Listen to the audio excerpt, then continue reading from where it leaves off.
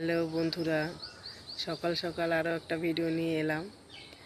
আজ নীল পূজার উপবাস। প্রতিটি মায়েরাই আজকে সন্তানের জন্য মঙ্গল কামনা করবে আর বাবার মাথায় জল ঢালবে।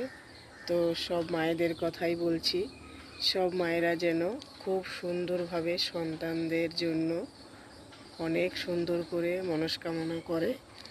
আর প্রতিটি সন্তান যেন ভালো থাকে, আর প্রতিটি মা যেন সন্তানদের নিয়ে অনেক সুখে শান্তিতে সংসার করে, বসবাস করে, আর অনেক ভালোবাসা পায় একে অপরের জন্য। মা যেন সন্তানদের কাছে অনেক অনেক ভালোবাসা পায়, আর সন্তানরা যেন অনেক অনেক ভালো থাকে, সুস্থ থাকে। তো আজকে সন্তানদের মঙ্গল কামনার জন্য প্রতিটা মায়েরা বাবার মাথায় জল ঢালবে। তো তাদের জন্য আমি বলছি অনেক অনেক শুভেচ্ছা রইল এবং ভালোবাসা রইল আমার তরফ থেকে। সবাই ভালো থেকো স্বামী সন্তান নিয়ে। তো আজকের ভিডিওটা আমি এই কারণেই করলাম, আমিও তাই করছি, আমারও আজকে উপবাস। তো আমার সন্তানদের জন্য আমিও মঙ্গল কামনা করি, ওরা যেন সব সময় যেখানেই থাকুক না কেন ভালো থাকে এবং সুস্থ থাকে, এটাই প্রার্থনা করি। সবাই ভালো থেকো বন্ধুরা। তো বন্ধুরা দেখো, কাঁঠালগুলো কিন্তু অনেক বড় হয়ে গেছে,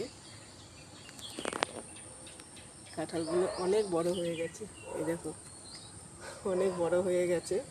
তো এখন আর কাঁঠাল নেই, মানে ইঁচড় নেই, অনেকটা দানা হয়ে গেছে, দেখতেই পাচ্ছ।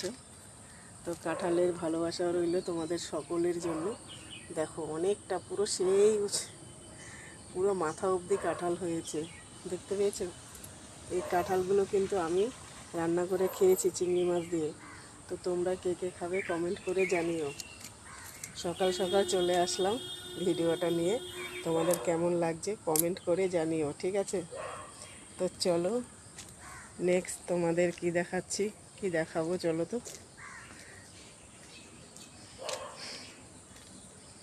তো সকাল টাইমটা কিন্তু খুব সুন্দর একটা সকাল।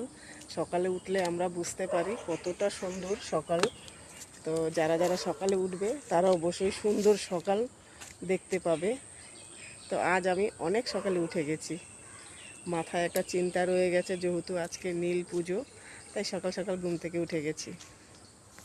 তো বন্ধুরা দেখো, আমি একটা অ্যালোভেরা গাছ লাগিয়েছিলাম, তো পুরো ভরে গেছে, দেখেছো কত সুন্দর হয়েছে, পুরো ক্রেটটা ভর্তি হয়ে গেছে অ্যালোভেরা গাছে।